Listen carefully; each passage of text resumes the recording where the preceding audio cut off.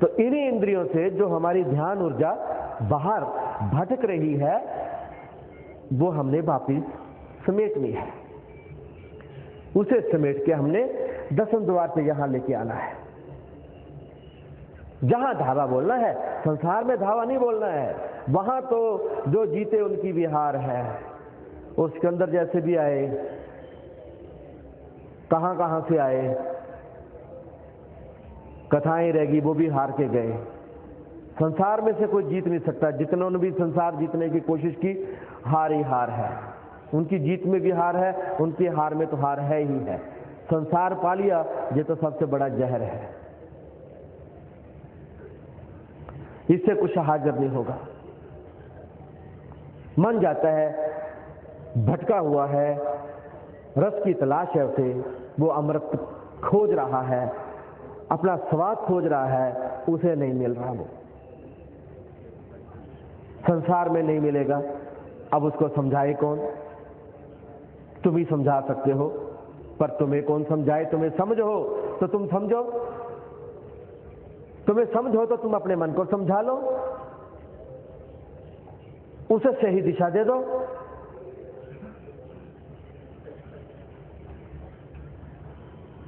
लेकिन मन बाहर जाएगा।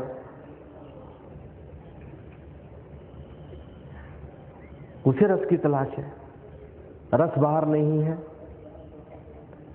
वो सभी दरवाजों से बाहर जाता है।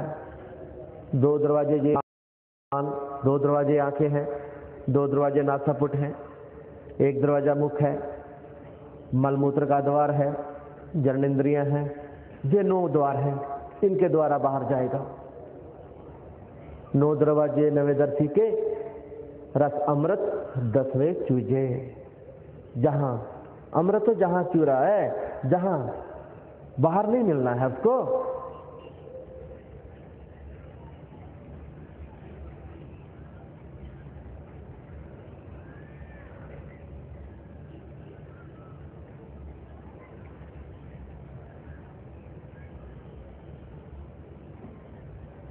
वो जो मन रूपी रावण है, तुम्हारी सीता का हरण, आत्मा रूपी सीता का जो इसने हरण कर रखा है, उसे छुड़ाना है,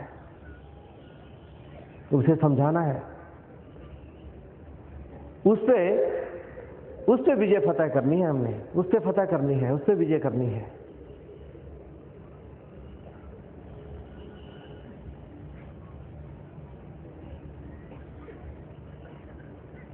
तुम्हारी खोज संसार में है, तुम संसार में दौड़ रहे हो। हमें ये मिल जाए, हमें वो मिल जाए। मन माया रस भीना। मन मस्त है, माया के रस में मस्त है। माया रस जानी सपने। माया दिखाई थोड़ा देती है, और ना जे किसी के पास रहेगी। जो आवे जावे सो माया। ये तो आनी जानी है, आज है कल नहीं होगी, फिर आ जाएगी, फिर चली जाएगी। तो इसका रोना क्या रोना है? इसके पीछे जीवन को क्यों व्यर्थ करना है, क्यों बर्बाद करना है, क्यों एड़ियां घिसानी है इस माया के पीछे?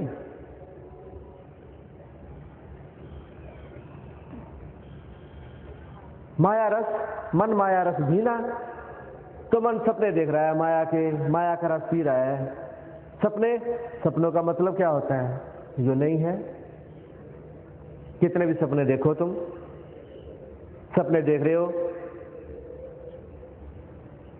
मेरा मकान बड़ा हो जाए, मेरा मकान छोटा क्यों है, मेरे पास गाड़ी आ जाए, मेरे पास ये हो जाए, मेरे पास वो हो जाए, मेरा पुत्र ये हो जाए, मेरे पोतरा हो जाए, ना जाने क्या क्या क्या क्या क्या क्या कौन कौन से सपने तुम देख रहे हो। बेटी की शादी हो जाएगी तो गंगा नहा लेंगे, फिर हम हरिद्वार जाएंगे, फिर हम यात्रा पे चले जाएंगे, फिर हम भजन करेंगे। बेटा सेटल हो गया है, पोता अभी छोटा है, जरा बेटे की वो और मदद कर देते हैं, पोता जरा बड़ा कर देते हैं, फिर देखेंगे, फिर करेंगे राम की खोज, फिर करेंगे विश्राम, फिर आराम से बैठेंगे। फिर क्या होगा? फिर तो ये शरीर भी साथ नहीं देगा। कहते हैं ना, हड्डो गोडो रह गए तो आराम नाम जपन बह गए, तब तो फिर शरीर भी साथ नहीं देगा। फिर तो शरीर की ये भी दर्द करेगा, वो भी दर्द करेगा, वो बीमारियों का घर हो जाएगा, शरीर का साथ नहीं मिलेगा तो क्या भजन करोगे? जब भजन की वेला है वो व्यर्थ गवा देते हो। इस जगत में तो माया के सिवा कुछ भी नहीं है। ये माया का ही रूप है ये जगत, क्योंकि ये रचा ही माया से है। माया ही इसमें समाई हुई है, पूरी तरह से रचा बसा है ये संसार माया में ही। ये खेल ही ऐसा बनाया गया है। जो बच जाएगा वो बच जाएगा, जो बचा लेगा अपने आप को वो बच जाएगा।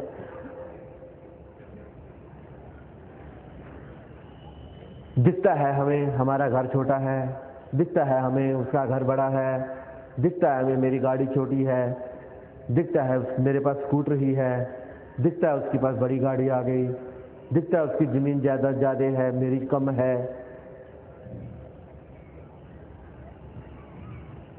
जो दिसे सो विंसना मन की मत त्याग। जो दिख रहा है वो तो जाएगा, वो तो विंसेगा। जिसके पास है वहां भी उसका विनाश होना है, तुम्हारे पास भी आ जाएगा तो भी विनाश होना है। माया तो हाथ बदलती है परंतु रहती किसी के पास नहीं है। इसका काम तो लुभाना है।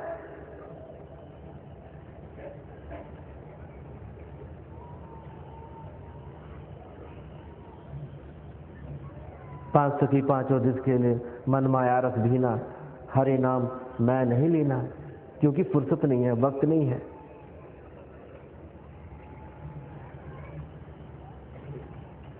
अब माया के पीछे भागते रहोगे, जीवन बर्बाद हो रहा है, इसका भी एहसास नहीं है। कितना भी भागो नसीब से ज्यादा भी नहीं होगा।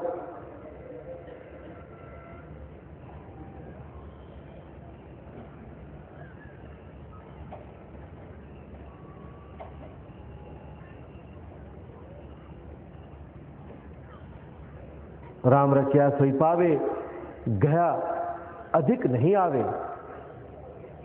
जो तुम्हारे रचना में, जो तुम्हारे भाग्य में है, इस जीवन में तुम्हें क्या भोगना है, तुम्हें क्या मिलना है, तुम्हें क्या नहीं मिलना है, तुम्हें कब मिलना है, कितना मिलना है, ये सब पहले से निश्चित है।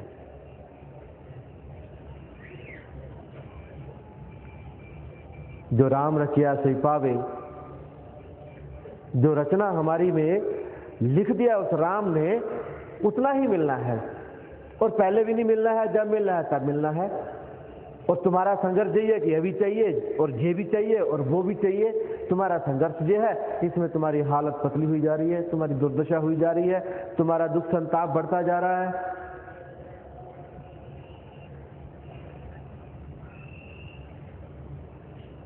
तुम कितना भी कहो,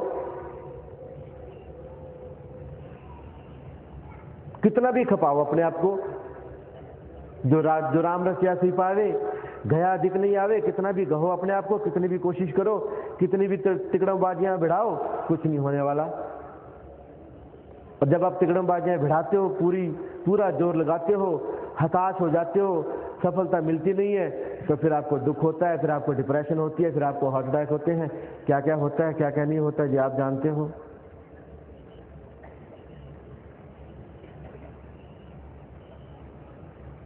जो है उसमें सब्र करना, जो है उसमें संतोष करना, ये सबसे बड़ी समझदारी है। लेकिन मन दूर की गोटी खेलता है, हमेशा मन बाहर ही जाएगा। मन को माया लुभाती है, वो बाहर जाएगा। ये मन की विशेषता है। जो दूर है वो अच्छा लगता है, और जब अच्छा लगा तो उसको पाने की कोशिश की, और अगर किसी तरह से हमने पा भी लिया, तो जब पा लिया तो वो व्यर्थ है मन के लिए, फिर उसमें कोई अर्थ नहीं है, फिर वो व्यर्थ है। जब तक वो दूर था तो उसमें सार था, अब नजदीक आ गया तो वो निस्सार हो गया, उसमें कोई सार नहीं। अभी फिर जो दूर है उसमें उसको सार नजर आता है कि चल वो लेते हैं, वो करते हैं, ये करते हैं। ये मन के खेल है। मन के मते न चालिए, मन के मते अनेक, जो मन पे असवार है तो साधु बिरला एक। मन की सवारी करो, ना कि मन को अपने पे सवार होने दो। मन के मालिक बनना है तुम्हें, गुलाम नहीं। भगा रहा है मन इंद्रियों के घोड़े, चल रहा है तुम्हारी इच्छाओं का रस, रथवान है मन जी, और आत्मा फंसी पड़ी है। तुम्हारी एक इच्छा पूरी हो जाती है, दूसरी इच्छा शुरू हो जाती है।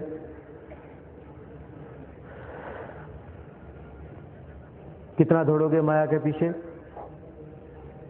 माया माया के जो अधिकारी, बिच माया पचे पचीजे, इसी में पच जाओगे, इसी में बस खत्म हो जाओगे, इसी माया में। कुछ हाथ नहीं आएगा। जीवन का क्या मतलब है, जीवन का क्या अर्थ है, जे जीवन क्यों मिला, जे इंसान का शरीर क्यों मिला है, क्या फायदा हुआ अगर गुरु को सुना भी, परंतु उसे अपने अंतर में धारण नहीं किया उन शब्दों को, उसको अपने रीत में नहीं लाए, उसको अपनी प्रीत में नहीं लाए, उसको अपने व्यवहार में नहीं लेके आए, तो कोई फायदा नहीं है।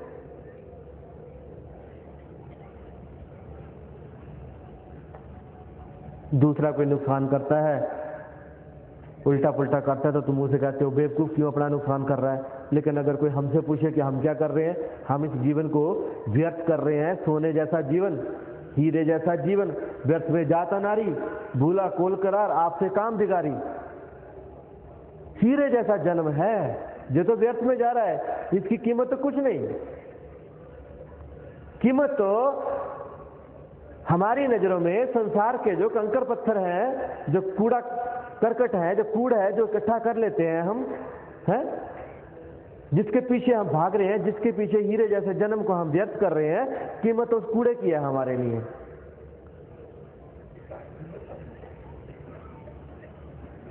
संसार के जो है कंकर पत्थर इकट्ठे कर लेते हैं और हम उसको देख देख के खुश होते हैं।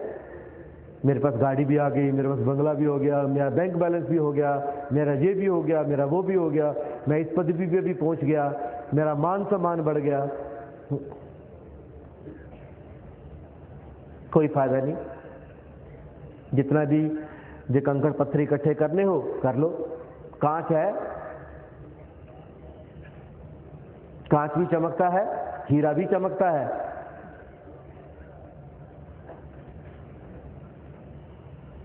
कच भी मन का, लाल भी मन का, ते इको रंग दोहां दा, जद सराफा अगे जान ता फर्क हजार कोहां दा। आई बात समझ में? कांच तो कांच ही है, हीरा भी कांच ही है, और जो कांच है वो भी कांच ही है। लेकिन हीरे की कीमत ज्यादा है, बढ़ा दी। वो भी एक गेम है बाजार में। जितने हीरे दुनिया में निकलते हैं खानों से, अगर सब बाजार में तुम भर दो, हीरे की कीमत भी नीचे आ जाएगी।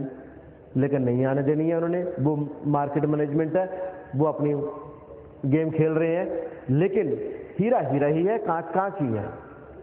कच भी मन का, लाल भी मन का, ते को रंग दोहांदा, जद सरापा अगे जानता फर्क हजार कोहांदा। तो जिसको पहचान है उसी को पहचान है। तुम कांच इकट्ठे कर रहे हो, कांच के टुकड़े इकट्ठे कर रहे हो, इससे कुछ हासिल होने वाला नहीं है मेरे बच्चों। समझो और संभलो।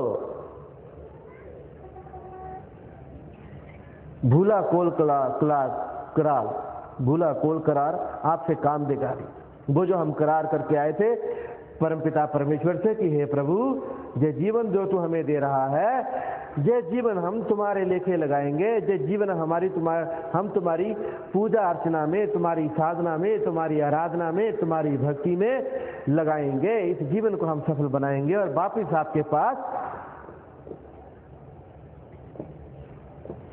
राम नाम की कमाई करके आएंगे। कमाना तो राम नाम था।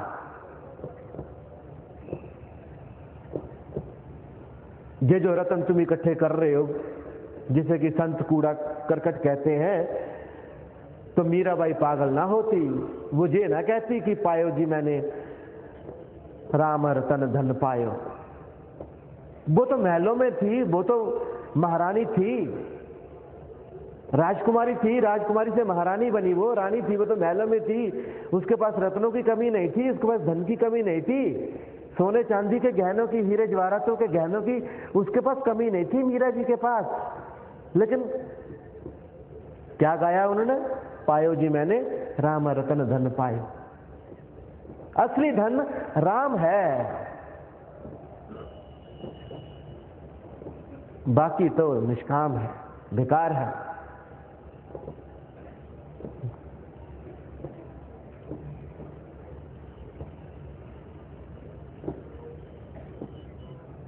असली धन सींचना है तो राम नाम का धन, राम नाम का सिमरन पल पल।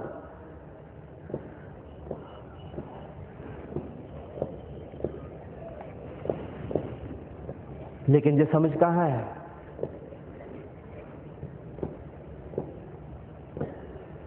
कौन कुमति लागी मन मेरे, कौन कुमति लागी मन मेरे, प्रेम अकारज कीना। आए तो थे हम कारज करने, कौन कुमति लागी मन मेरे।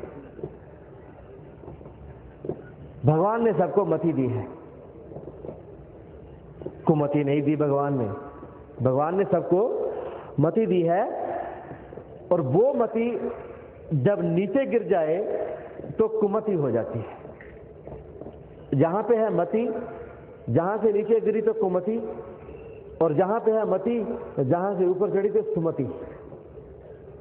कुमति और सुमति में जो एलिमेंट है, जो तथ्य है, जो तत्व है, वो मति ही है। लेकिन वो मत नीचे गिर जाए तो कुमति है, वही मत ऊपर चढ़ जाए वो सुमति है। जैसे कि पूत कपूत सपूत, पूत पूत ही होता है। दुराचारी, दुर्व्यवहारी, उसको कपूत कह देते हैं। जो सदाचारी है, शुभ व्यवहार जिसका, उसे हम सपूत कहते हैं। तो कौन कुमति लागी मन मेरे, प्रेम अकारज कीना। इस कुमति के कारण मेरा जो मन है वो बाहर भटक रहा है, दूसरे धंधों में लग गया है, माया के रस में खो गया है। भगवान का भजन करने आए थे, भगवान का भजन करने का था, कार्य तो हमारा एक ही था, लेकिन ये कुमति जो थी इसने हमको बेहोशी में डाल दिया। ये माया ने हमको बेहोश कर दिया, इस माया ने हमको मोहित कर लिया, इसने हमको मस्त कर लिया अपने चक्कर में। माया चढ़ गया जहर शरीर में, इसके पीछे भागोगे तो नुकसान होना ही होना है। तो कौन कुमति लागी मन मेरे। तो जितने भी हम काम धंधे ले लेते हैं संसार में, अपने काम बढ़ा लेते हैं, ये काम तुम ही नहीं बढ़ाते हो। तुम भी अपनी इनकम बढ़ाने के लिए, अपने धन दौलत को बढ़ाने के लिए तुम भी ना जाने कितने कितने काम बढ़ा लेते हो, ये तुम ही नहीं बढ़ाते। तुमको एक छोटा सा चुटकुला सुनाता हूं, लोग कैसे कैसे अपना काम बढ़ाते हैं। एक भिखारी है, भीख मांग रहा है, तो दोनों हाथ में कटोरा पकड़ रखा है। एक आता है इंसान, वो 1 रुपया उसके कटोरे में डाल देता है। तो उस इंसान को ध्यान आता है कि ये भिखारी है, भीख मांगने के लिए तो 1 कटोरा ही बहुत है, इसने 2 कटोरे क्यों पकड़ रखे हैं।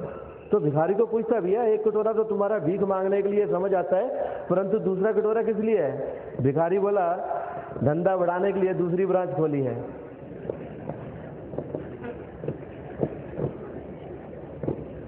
तो तुम्हारा भी भिखारीपन ऐसी है, तुम भी कितनी भी ब्रांचें खोलो भिखारी रहोगे, कुछ नहीं होने वाला।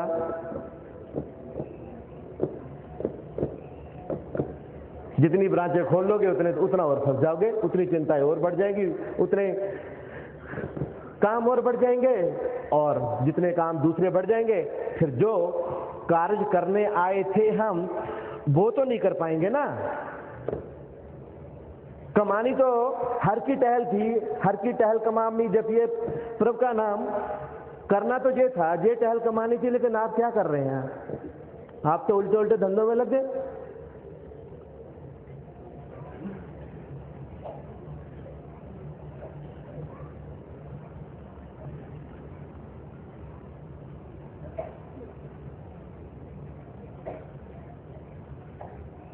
ये जो मनुष्य जीवन है हमारा, ये राम नाम का धन कमाने के लिए ही है। दूसरे कोई काम हमारे किसी भी कोई भी कार्य जो कुछ भी करोगे वो हमारे काम में नहीं आने वाला। लेकिन मन की कुमति के कारण हम अपनी अधोगति को प्राप्त हो जाते हैं और नीचे गिरते जाते हैं, नीचे गिरते जाते हैं, नीचे गिरते जाते हैं और कहीं भी पहुंच नहीं पाते।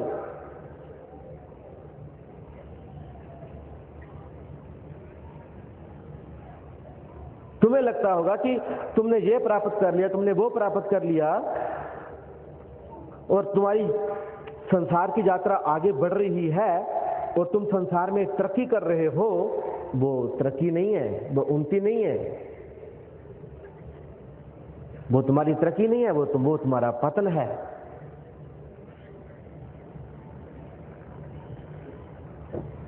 तुझे मन को समझाना है, ऐ मेरे मन गुरु की सेवा लाग,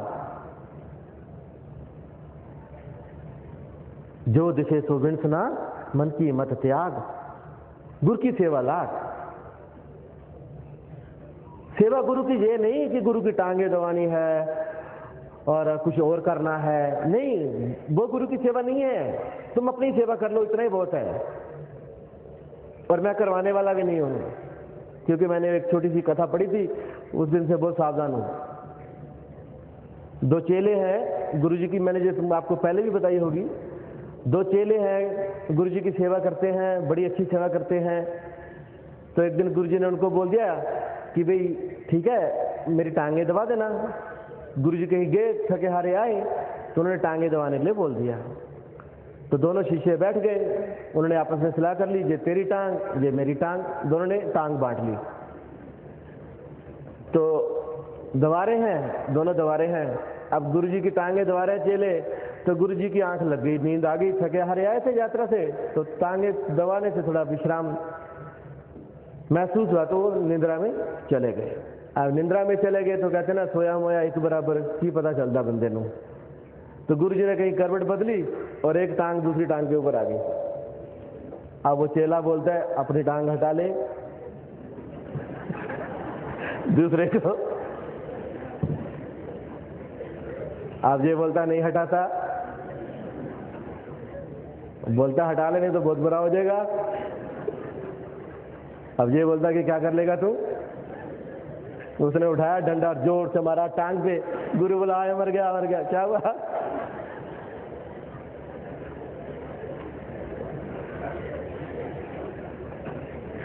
मुझे सेवा नहीं करवानी भाई, तुम अपनी सेवा कर लो, इतना ही बहुत है।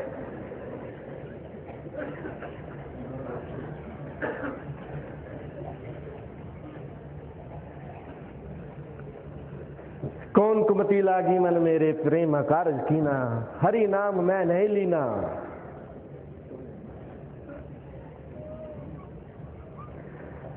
सो जो कुमति है मन की, उसको हमने समझाना है। लेकिन मन को भी हम तभी समझाएंगे अगर हमारे पास समझ होगी। तो मन तो हाथी मस्त है, 4 दिशा में जाए, इसको कोई नहीं संभाल सकता, ये तो बहुत मस्त है। फिर इसके लिए तुम किसी कारीगर के पास आते हो कि भाई क्या करें हम, हमारी तो दुर्दशा होगी। तो गुरु बताता है कि भाई तुम मन के मते पे चल रहे हो, तो ये तुम्हारी जो भी तुम्हारा हो रहा है, जो भी तुम्हारी हालत है, इसका जिम्मेदार तुम्हारा मन है। तो तुम अपने मन को सही दिशा में लगाओ, मन को समझाओ।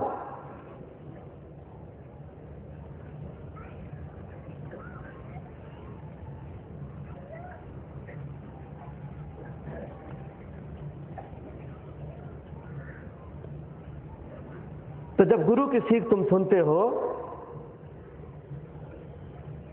फिर तुम्हारी समझ में आता है गुरु की सीख मानने से क्या होता है। मत विच रतन जवाहर मानक, ये एक गुरु की सीख सुनी। ये नहीं कि वो तुम्हारे मत में, तुम्हारी मति में, तुम्हारे दिमाग में कोई गुरु हीरे जवाहरात मानक जो है, मत विच रतन जवाहर मानक, ये एक गुरु की सीख सुनी। एक ही सीख गुरु की सुन लोगे तो तुम्हारी जो मति है वो जवाहर रतन मोतियों की तरह चमक जाएगी, मतलब इतनी उसकी कीमत पड़ जाएगी कि बहुत अच्छा अच्छा सोचेगी, वो बहुत अच्छा अच्छा करेगी तुम्हारी मति फिर। और जब गुरु की एक सीख सुन ली फिर सारी बात बन गई।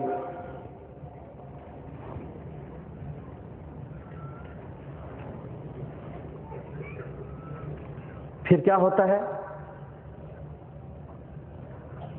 छुटी कुमति की गांठ,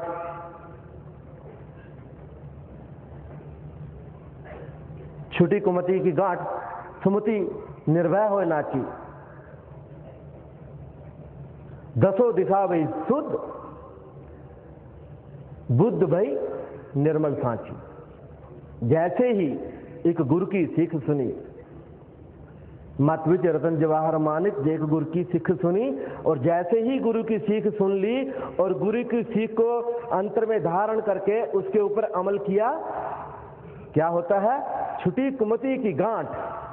तो जो मन की जो गांठ लगी हुई थी कुमति के साथ, छुटी कुमति की गांठ, अब मन कुमति से छूट गया। और जैसे ही मन कुमति से छूटा फिर क्या हुआ, सुमति निर्भय होए नाची। फिर सुमति बिल्कुल किसी भय से खूब प्रसन्न होकर के नाची, सुमति तुम्हारी प्रकट हो गई। और जैसे ही सुमति तुम्हारी प्रकट होगी, तुम्हें सुमति आ गई, कुमति से तुम सुमति में आ गए, फिर क्या होगा, दसों दिशा गई शुद्ध, सारी दिशाएं, 10 दिशाएं। 4 दिशाएं लेते हैं हम, वो 4 दिशाएं होती हैं, और 2-2 दिशाओं के बीच में, जैसे हम बोलते हैं ना, नॉर्थ वेस्ट, नॉर्थ ईस्ट, तो 2-2 दिशाओं के बीच में एक और दिशा लेते हैं, तो 8 दिशाएं होगी, और एक दिशा ऊपर की और एक दिशा नीचे की, 10 दिशा भई शुद्ध, बुद्ध भई निर्मल सांची। फिर जो हमारी बुद्धि है वो निर्मल हो गई, सारा मैल उसका उतर गया, वो शुद्ध हो गई और सांची हो गई।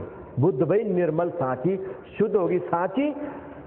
सच क्या होता है, जो होता है वो, जो हुआ वो, जैसा है जैसा, वैसे का वैसा, उसको हम सच कहते हैं। तो जैसी बुद्धि हमको भगवान ने दी थी, सच्ची बुद्धि, शुद्ध बुद्धि, निर्मल बुद्धि, वो जो संसार में आकर के माया के रस में डूब के जो कुमति से गांठ बांध के वो जो मल में लग के मैली हो गई, वो शुद्ध हो गई, गुरु की सीख सुनते शुद्ध हो गए। अब शुद्ध बुद्धि से शुद्ध विचार, शुद्ध आहार, सब शुद्ध शुद्ध होएगा।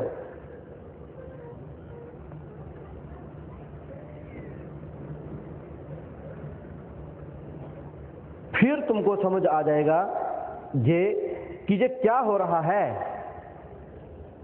कि जो हम अकार्य कर रहे थे वो हमारे करने का नहीं था। फिर हमें ध्यान में आता है कि हम तो वादा करके आए थे प्रभु से कि ये शरीर का हम सदुपयोग करेंगे, मानव जीवन का हम सदुपयोग करेंगे और प्रभु का नाम जपेंगे, घर वापसी का पूरा यत्न करेंगे और घर वापिस आएंगे। फिर हमको याद आता है, फिर गुरुओं की बात याद आती है, भई प्राप्त मानुष देहरिया, गोविंद मिलन की ये तेरी बरिया। गुरु याद दिलाएगा। इस शरीर में तो हमको गोविंद से मिलना था, भई प्राप्त मानुष देहरिया, गोविंद मिलन की ये तेरी बरिया।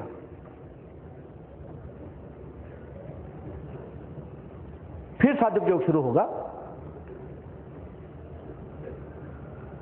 क्योंकि तब तक जो भी किया वो सब बेकार था।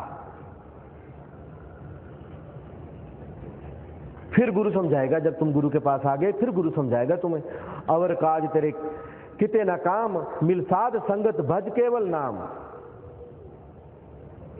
फिर दूसरी संगतों में मत बैठो, फिर संसारियों की संगत में मत बैठो, फिर क्लबों में महफिलें मत जमाओ, रेस्टोरेंटों में महफिलें मत जमाओ, समय बर्बाद मत करो इधर गपशप मार के। फिर तो साथ संगत करो।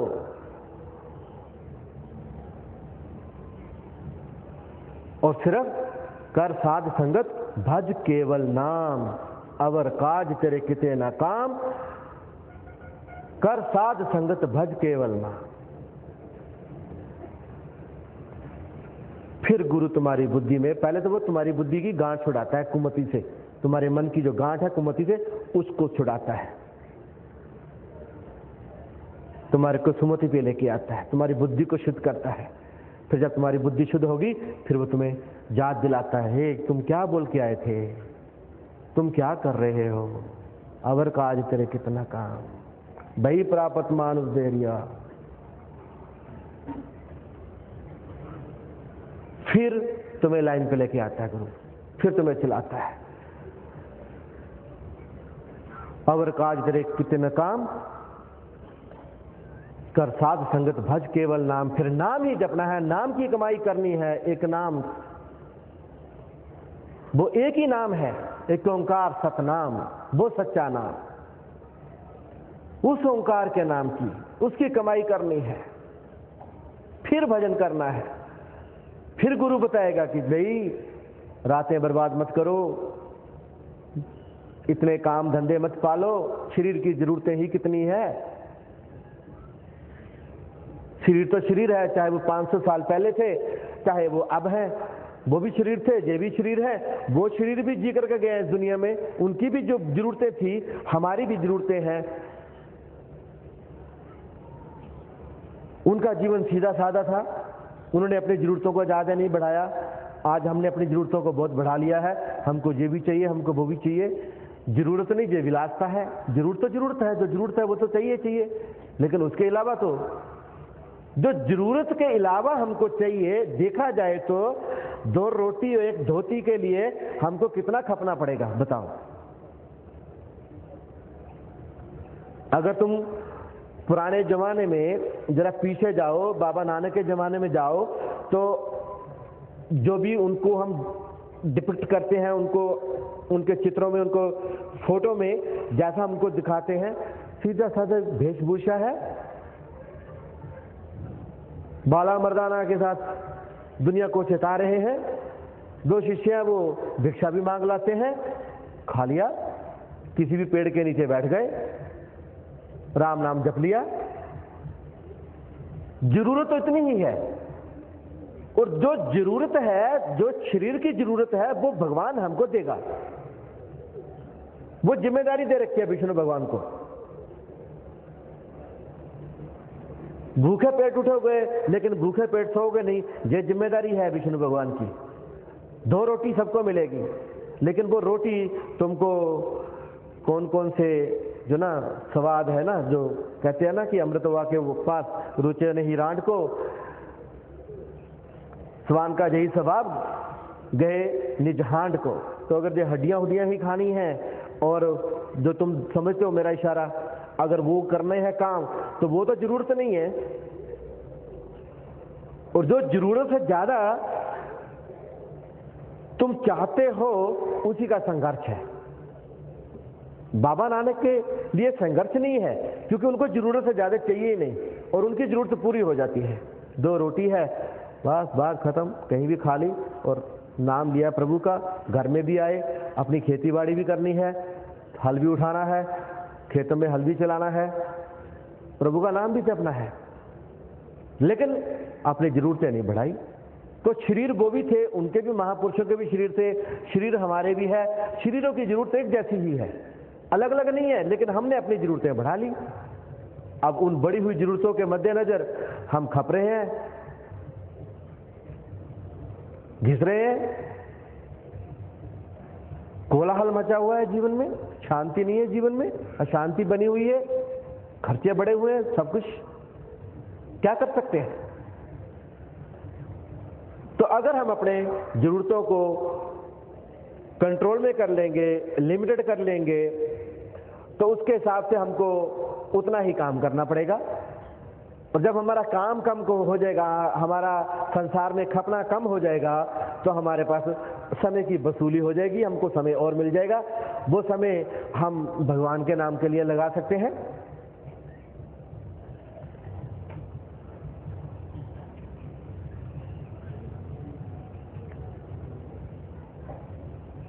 तो जब तुम काम धंधे से जल्दी वापस आ जाओगे और रात को तुम अपना जो महफिलें नहीं जमाओगे, इधर उधर नहीं भटकोगे, रात को 2 बजे तक बाहर नहीं घूमोगे, आराम से शाम को घर आए, खाना खाया, परिवार में उनका देखा सुना, विश्राम किया, सुबह उठ गए, अमृत वेले सच्चा नाओ बढ़िया ही विचार, तभी तो उठोगे ना अमृत वेले। अगर बाहर जब तुम अमृत वेला होने वाला होता है तब तक लोग महफिलों से, पार्टियों से घर में आएंगे, कैसे अमृत वेले में उठोगे? अगर संसार में ही करते रहोगे, खपते रहोगे, थके हारे आओगे, चकनाचूर आओगे, तो कैसे अमृत वेले उठोगे?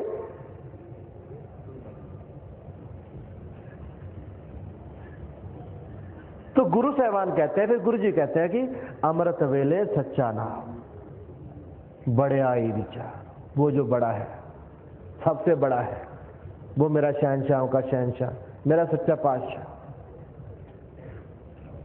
वो बड़ा है, जो बड़ा है उसकी बड़ाई है। हम तो अदले से इंसान हैं, हमारा क्या है? हमारा कुछ भी नहीं है, बड़ाई तो उसकी। और तुम अपनी बड़ाई में लगे हुए हो, तुम्हें अपनी बड़ाई सुनने के लिए तुम्हारे कान तरसते हैं और तुम कुछ ऐसा करना चाहते हो कि संसार में तुम्हारी बड़ाई हो जाए। लेकिन जो सबसे बड़ा है उसकी बड़ाई तुम्हें याद नहीं आती, उसकी बड़ाई के गुणगान तुम करना नहीं चाहते, करने की फुर्सत ही नहीं, तुम्हारे पास समय नहीं है।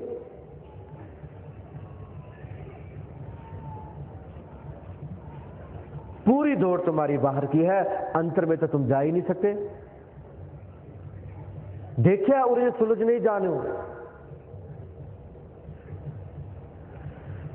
विषम विषय रस पीना, देखा उलझ सुलझ नहीं जाने। उलझना तो तुम बहुत अच्छी तरह से जानते हो, सुलझना नहीं जानते। उलझने के तरीके तुमने बहुत बना लिए हैं। क्या कर सकते हो तुम? बहुत कुशलता से, तुम कुशलता से बहुत ही एक्सपर्ट तरीके से वही कर सकते हो जो तुमने बार बार किया हो, जिसको तुमको करने का बहुत ही अच्छा अभ्यास हो। तुम्हारी जो उलझन है वो इस जन्म की नहीं है, जो जन्मों जन्मों की है। तुमने उलझना सीखा है जन्मों जन्मों से, तुमने अपने आप को जन्मों जन्मों से उलझाया है और तुम्हें उलझना इसलिए बहुत अच्छी तरह से आता है। सुलझना नहीं आता क्योंकि कभी तुमने अपने आप को सुलझाया ही नहीं।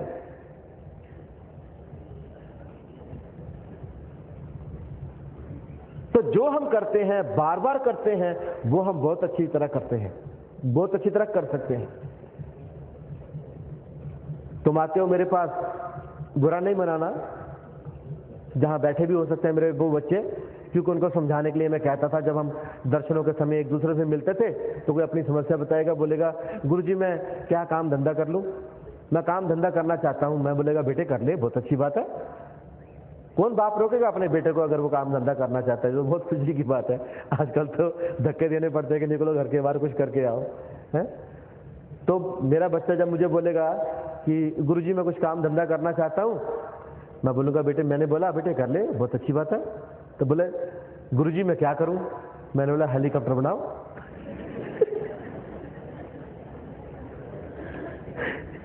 फिर वो मेरी ओर देख रहा है। मैं हाँ हेलीकॉप्टर बनाओ। नहीं गुरुजी क्या करूं? मैं हेलीकॉप्टर बनाओ बेटे। मैं नहीं बना सकता ना? बोला नहीं। मैं जो आता है बेटे वो कर, मेरे से क्यों पूछता है? जो आता है वो कर, क्योंकि वो ही तो अच्छी तरह से कर सकता है, और जो तो अच्छी तरह से कर सकता है उसी में ही कामयाबी के चांस हैं। तो वही हाल है तुम्हारा, तुमको उलझना बहुत अच्छी तरह से आता है, क्योंकि तुम जन्मों जन्मों से उलझते ही तो आए हो, अपने आप को उलझाते तो आए हो। तुमको उलझना बहुत अच्छी तरह से आता है। थोड़ी सी देर में जो उलझ जाते हो, फिर आके जहां बोलते हो गुरुजी मर गए, गुरुजी बचा लो, जहां हल्ला मच जाता है। एक दिन मैंने एकदम से मैं चौंक गया, नीचे से आवाज आ रही है गेट के पास, गुरुजी मर गए। मैं है गुरुजी तो जिंदा है अभी।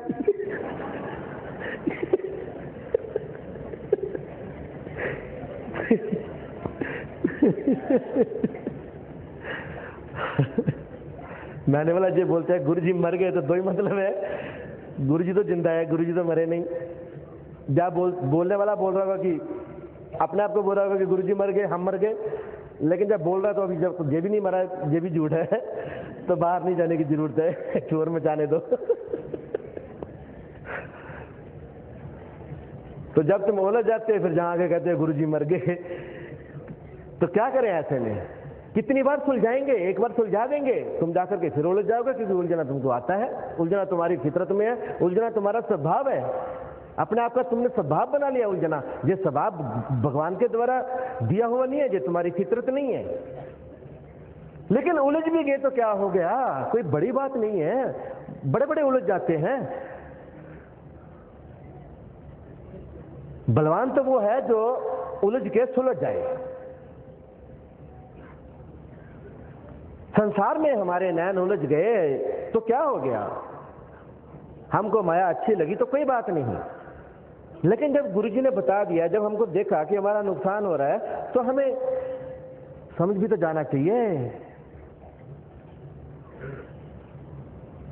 लेकिन अगर तुम उलझोगे नहीं तो सुलझोगे कैसे? और जो उलझा हुआ नहीं है उसको सुलझाना भी क्या है, और जिसे यही मालूम नहीं है कि वो उलझ गया तो उसको सुलझाया भी कैसे जाएगा? और अगर उलझन ना हो तो सुलझन का भी महत्व चला गया। अगर रात ना हो तो दिन का महत्व नहीं है, अगर दिन ना हो तो रात का महत्व नहीं है, अगर दुख ना हो तो सुख का महत्व नहीं है।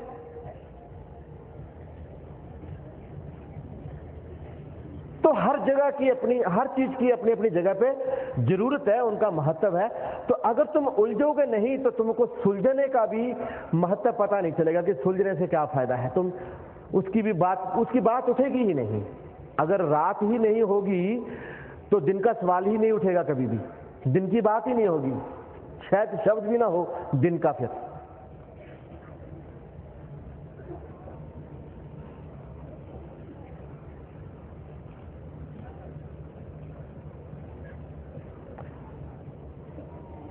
तो सुलझने के लिए उलझना भी जरूरी है। राम करे जे नैना न उलझे, इन नैनन की रीत निराली, बिन उलझे नहीं सुलझे।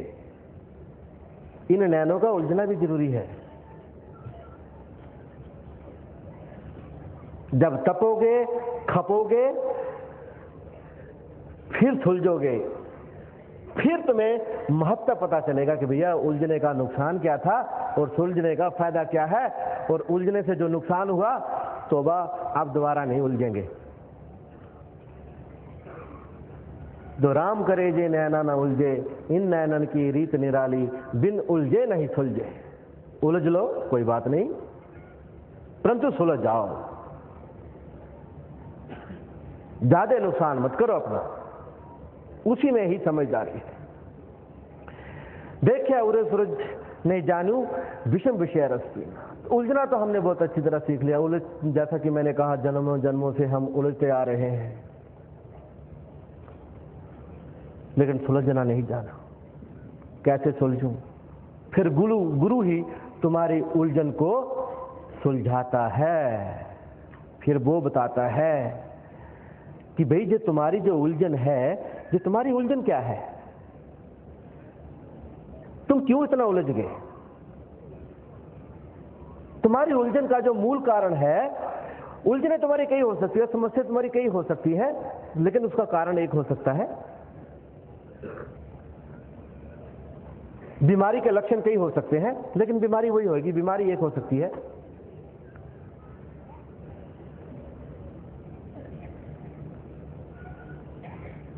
तो जो तुम्हारे अंतर में असंतोष है, वो ही तुम्हारी उलझन का कारण है। जो तुम्हारा असंतोष है कि मैं गरीब क्यों हूं, मेरे पास 1 लाख ही क्यों है, ये 10 लाख क्यों नहीं बन जाते, तो 10 लाख का चक्कर चल जाएगा। जब 10 लाख हो जाएंगे तो मन कहेगा, ओए भाई मूर्ख, लोगों के पास तो करोड़ों भी है। फिर करोड़ों के चक्कर में पड़ जाओगे। जब करोड़ भी हो जाएंगे तो बोलेंगे करोड़ का क्या फायदा है, घर तो तेरा अभी भी छोटा है, और सामने वाले का देख, जब फलाने का देख, लोगों के 27-27 मंजिल के घर हैं, तेरे पास क्या है, जरा बढ़ाओ, इसको बड़ा करो।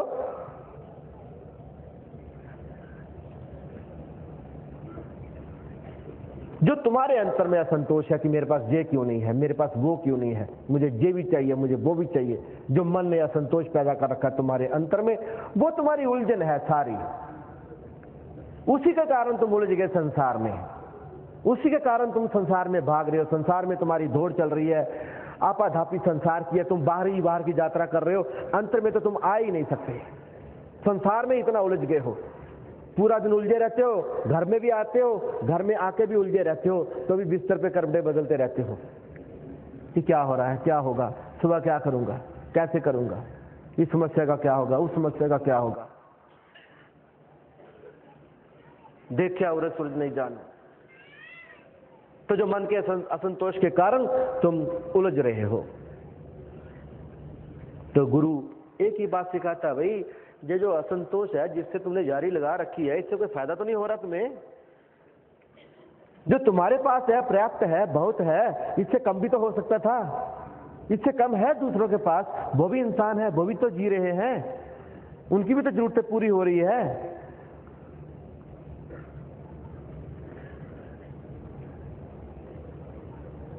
तो तुम जो तुम्हारे पास है उससे संतोष क्यों नहीं कर लेते, सब्र क्यों नहीं कर लेते?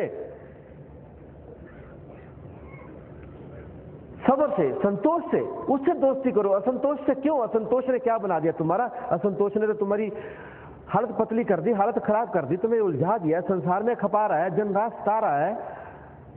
तुम्हारी इच्छाएं, कामनाएं, वासनाएं, ऐसनाएं, तृष्णाएं, इनका जंजाल, इतना बड़ा महाजाल में तुम फंस चुके हो, अपने आप को फंसा चुके हो कि तुमको नहीं आ रहा है कैसे सुलझे, उससे कैसे निकले।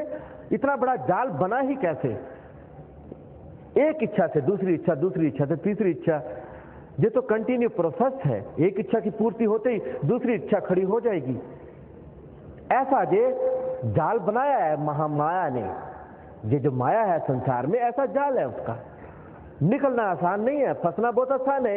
एक मार्ग से बढ़ो, अंदर घुसो तो आगे दूसरा दरवाजा भी दिखता है, फिर उसमें घुस जाओ, आगे तीसरा भी लेफ्ट में दिखाई देगा, राइट में दिखाई देगा, घूमते जाओ, घूमते भूल भुलैया उलझ जाओगे। तो ये जो तुम्हारा जाल है, जो जाल तुमने खुद ही बुना है, अपनी कामनाओं का, अपनी वासनाओं का, अपनी इच्छाओं का, अपनी तृष्णाओं का, अपनी ऐशनाओं का, इस जाल में तुम जकड़ गए हो, जकड़ लिया तुमने अपने आप को। लेकिन ये जाल का हर ताना बाना, हर तंद जो है वो असंतोष के कारण। इस जाल का जो धागा है, जिससे जो जाल बुना गया है, वो धागे की उत्पत्ति असंतोष से हो रही है। असंतोष के कारण जो जाल बड़ा बनता जा रहा है, जी का जंजाल बनता जा रहा है। जो जाल है, जो जी का जंजाल बनता जा रहा है अभी।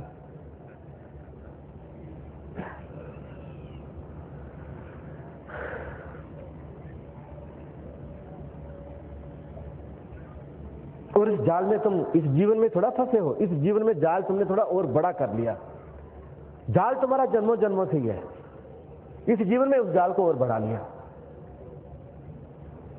तो गुरु जी सिखाते हैं कि अपने मन को बोलो, मन रे कर संतोष स्नेही, मन रे कर संतोष स्नेही। संतोष से स्नेह करो, असंतोष से नहीं। असंतोष की भाषा विरोध की है, मुझे ये चाहिए, मुझे वो चाहिए, डिमांडिंग लैंग्वेज है उसकी। संतोष की भाषा धन्यवाद की भाषा है, जो है बहुत है, जितना है उतना काफी है। भगवान ने जो दिया है बहुत जरूरत से ज्यादा दे दिया है, इससे कम भी हो सकता था। आहो भाग, धन्यवाद प्रभु, तेरा बहुत बहुत शुक्र है।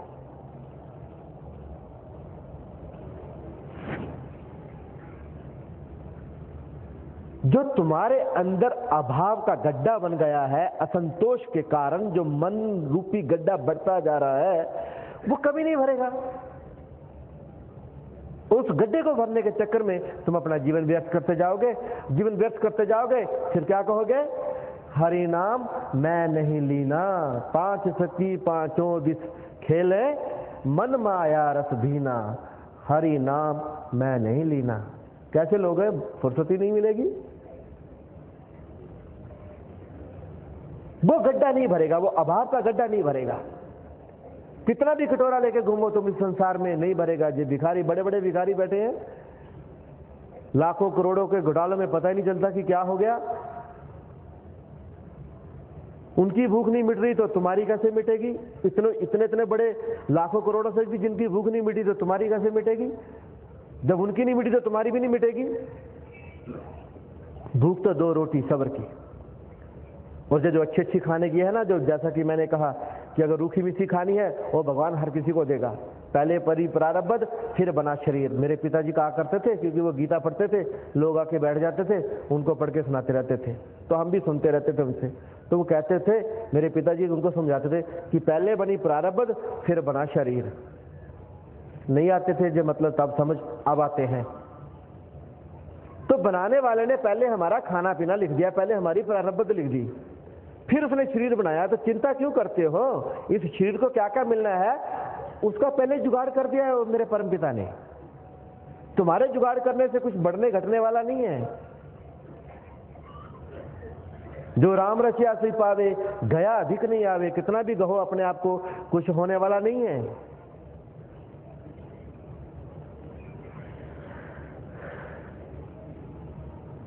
देख क्या और सूरज रही जानू, उलझना तो देख लिया, उलझना तो देख लिया, सुलझना नहीं जाना। उलझन तुम्हारी असंतोष के कारण है, सुलझन तुम्हारी संतोष है। संतोष से मन रे कर संतोष ने ही। अगर तुम्हारा मन संतोष से स्नेह कर लेगा, संतोष से मित्रता कर लेगा, तो फिर क्या होगा? तृष्णा तप्त मिटे जुग जुग की, दुख पावे नहीं देही। मन रे कर संतोष स्नेही। तृष्णा तप्त मिटे जुग जुग की। जो तुम तप रहे हो अभी, ये तो जुगों जुगों की तपन है, ये इस जन्म की तपन नहीं है, लेकिन इस जन्म में बढ़ गई है और तुमने और बढ़ा ली। तृष्णा तप्त मिटे जुग जुग की, दुख पावे नहीं दे। फिर दुख नहीं, फिर शरीर को दुख नहीं। क्यों? फिर शरीर होगा भी नहीं, छूट जाओगे, फिर भजन पे बैठ जाओगे।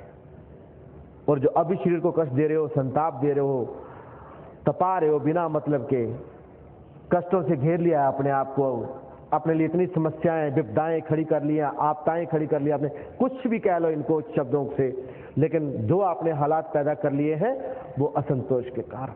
लेकिन जैसे संतोष से स्नेह हो जाएगा, तृष्णा तप्त मिटे युग युग की, जो तुम्हारी जुगों जुगों से तृष्णाएं बनी हुई है, तृष्णाओं के कारण जो तप्त बनी हुई है, जो ताप तुम्हारी वासनाओं के कारण, जो ताप तुम्हारी इच्छाओं के कारण, जो ताप तुम्हारा कामनाओं के कारण, ऐशनाओं के कारण, वो ताप जो जुगों जुगों से जिस ताप में तुम तप रहे हो, वो ताप एकदम से मिट जाता है। तृष्णा तप्त मिटे युग युग की, जुगों जुगों का संताप ताप पल भर में नष्ट हो जाता है, मिट जाता है। फिर दुख पावे नहीं दही, फिर शरीर में सुख पैदा हो जाते हैं, फिर नहीं कोई रोग, फिर कोई कष्ट नहीं, फिर कोई चिंता नहीं। फिर जिस हाल में है उस हाल में प्रभु का शुक्र है, उस हाल में धन्यवाद है। फिर धन्यवाद के सिवा फिर हाथ नहीं उठते। हाथ उठते हैं तो सिर्फ प्रभु का धन्यवाद करने के लिए, फिर शिकायत करने के लिए नहीं जाना पड़ता हमको मंदिरों गुरुद्वारों मस्जिदों में। वहां जाते हैं, वहां भी हम मांगने ही तो जाते हैं, जाते हैं मांगने, दोबारा जाते हैं, मिल गया तो धन्यवाद, अगर नहीं मिला तो दोबारा जाते हैं तो भगवान को भी रिमाइंडर दे देते हैं कि भाई ये बात है, अभी पिछली बार भी बोल के गया था, पूरा नहीं हुआ। ऐसे तुम भी करते हो। तुम भी जब दर्शनों को आते हो, जब मैं तुमको बुलाता हूं तुम्हारे दर्शन करने के लिए, तो तुम भी बहुत सी शिकायतें, हमारा ये हो गया, हमारा वो हो गया, मेरा पुत्र ऐसा, मेरी बहू ऐसी, मेरी भैंस नहीं दूध देती मेरी बहू से नहीं बनती, मेरा बेटा बहू को लेकर चला गया, मेरा पति कहीं और चला गया, मेरा बेटा शराब पीता, बाप रे बाप। तो मैं अभी अपने ना सेवकों को बोल दिया, वो जो बोर्ड लगा हुआ ना विश्व मानव रूहानी के अंदर, उसका नाम बदल दो। तो मेरे सेवादार बोले, महाराज जी क्या नाम रखें? फिर मैंने बोला लिख दो शिकायत केंद्र नवानगर।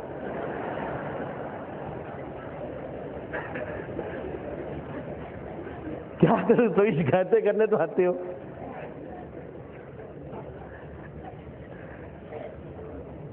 कि गुरु का घर थोड़ा जो शिकायत के अंदर है, इसलिए मैं जहां से फूट लेता हूं अभी हाथ नहीं आता तुम्हारी शिकायतें सुनने के लिए।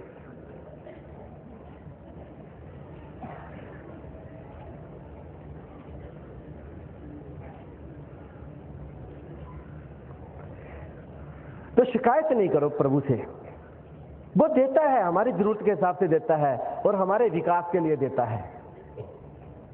कभी हमारा विकास मिलने से होता है, कभी हमारा विकास ना मिलने से होता है। हम प्रभु से मांगते हैं, लेकिन वो देता है तो उसमें जरूर हमारा फायदा होगा, तभी वो देगा। अगर नहीं दे रहा है तो जरूर उसमें नुकसान है उसके मिलने से, इसलिए नहीं दे रहा है, तो ना मिलने में ही हमारा फायदा है। तो शिकायत मत करो। अगर मांग भी लिया प्रभु से, कोई बड़ी बात नहीं है। बच्चा बाप से नहीं मांगेगा तो किससे मांगेगा? मांग लिया, मांग के देख लिया, नहीं मिला तो शिकायत नहीं। आहो बाप प्रभु, मैं तो मूर्ख था, गलत फरमाइश कर बैठा, आपने बचा लिया, अच्छा क्या नहीं दिया। जहर मांगेगा बच्चा तो क्या जहर देगा बाप? तो अगर तुमको कभी परमपिता कुछ नहीं देता है तुम्हारे मांगने के बावजूद भी, तो शिकायत मत करो, उसमें भी तुम्हारा फायदा है। मांगने पे मिल जाता है, जरूर तुम्हारा फायदा होगा, इसलिए दिया मेरे पिता ने, इसलिए दिया मेरे वाहे गुरु ने।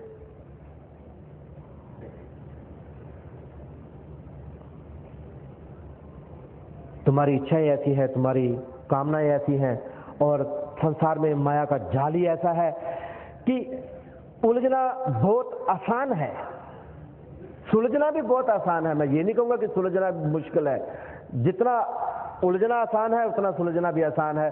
सिर्फ ओ बस मति कुमति सुमति, ठीक है ना, कुमति से गांठ छूट जाए मन की, सुमति हो जाए, बात खत्म।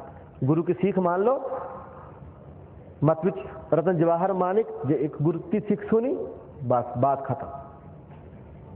डॉक्टर के पास जाते हो तो डॉक्टर की सीख तो सुननी पड़ती है, वो जैसा बोले फिर वैसा आचरण करना पड़ता है, वैसा पथ परहेज करना पड़ता है। अगर डॉक्टर के पास गए, उसकी बात नहीं मानी, उसने जैसा आपको दवा दारू दिया है, पथ परहेज दिया है, वैसा आपने नहीं किया, तो भाई इलाज का फायदा होने वाला नहीं है। ऐसे ही अगर गुरु के पास आते हो, गुरु की सीख सुन के उसको अपने अमल में नहीं लाते हो, तो भी फायदा होने वाला नहीं है। लेकिन सीख सुनते ही मत विच रतन जवाहर मालिक, छुटी कुमति की गांठ सुमति निर्भय होए नाची, दसों दिशा भई सुत बुद्ध भई निर्मल सांची। देखो कितना फायदा हो जाता है एक गुरु की सीख सुनते ही। तो गुरु के पास आए हो तो उसकी बात कभी मानो, करो जैसा बोला जाता है, क्योंकि उसमें तुम्हारा फायदा है, गुरु का कोई फायदा नहीं है। तुम्हारा अपना निजी फायदा है, तुम्हारे फायदे की बात करेगा गुरु।